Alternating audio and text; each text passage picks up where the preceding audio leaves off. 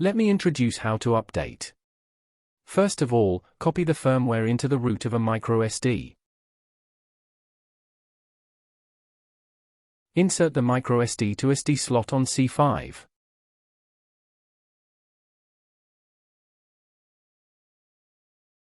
Press and hold the power button for 3 seconds.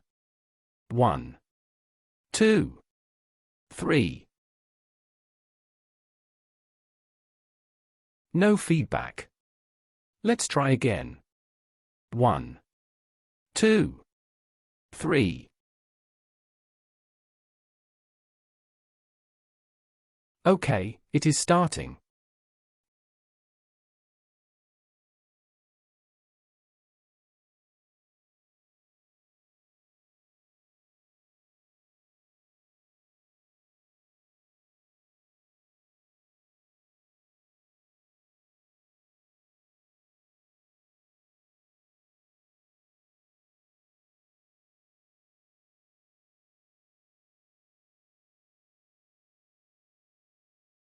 Good, the update is done.